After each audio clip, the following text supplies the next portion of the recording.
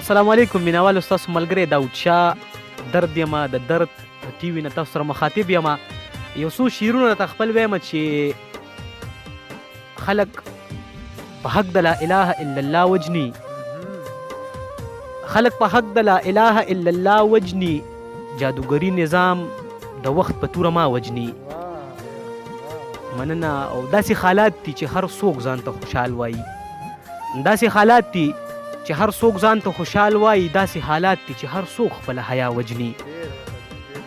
ښه د وخت د رواجونو دا جوړ شوی نظام، ښه د وخت د رواجونو دا جوړ شوی نظام زما د سترګو نه نظر تختوي، تا وجني. د سماج ظلم د دې وخت د ریا په سبب، د سماج ظلم د دې وخت د ریا په سبب د موجوده دور فرعون راشي موسی وجني. باڼه دې ښکته سترګې ښکته هم دې سر ښکته، باڼه دې ښکته سترګې ښکته هم دې سر ښکته، ستا خاموشي به ما د مینې په نوم بیا وجني. باڼه دې ښکته سترګې ښکته هم دې سر ښکته، ستا خاموشي به ما د مینې په نوم بیا وجني. دا غټې سترګې کمیس تور او بې وخته دیدن، دا غټې سترګې کمیس تور او بې وخته دیدن، د چا کافر حسن مې درد په رښتیا وجني.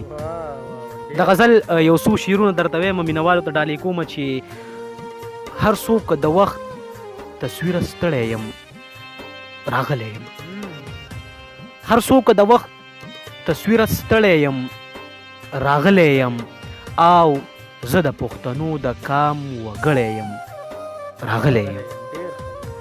مننه. او چپ لکه ګونګی یمه د سوال روټۍ ته ناست یمه، چپ لکه ګونګی یمه د سوال روټۍ ته ناست یمه، سم په اوږو بار لکه یو مړی یم راغلی یم. مننه. او ګرم لکه اوسپنه یم هر څه ته تیار یمه،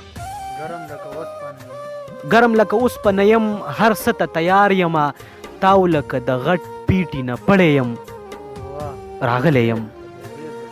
مننه. ګرم لکه اوسپنه یم هر څه ته تیار یمه، تاو لکه د غټ پیټي نه پړی یم راغلی یم.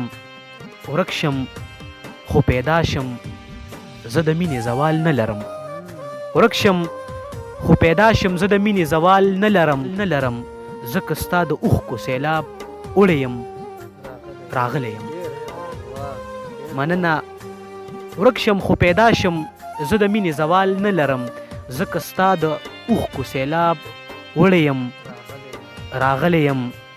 او خلکه چې تاسو دواړه خپلو کې پوهیږئ ښه، خلکه چې تاسو دواړه خپلو کې پوهیږئ ښه، خلکه ګلمخې زه درېمګړی یم راغلی یم. خلکه چې تاسو دواړه خپلو کې پوهیږئ ښه، خلکه ګلمخې زه درېمګړی یم راغلی یم. او مننه. او په دې ویاړ کوم له چا نه یریږم، او په دې ویاړ کوم له چا نه یریږم، درد د پښتو د ادب غړی یم راغلی یم.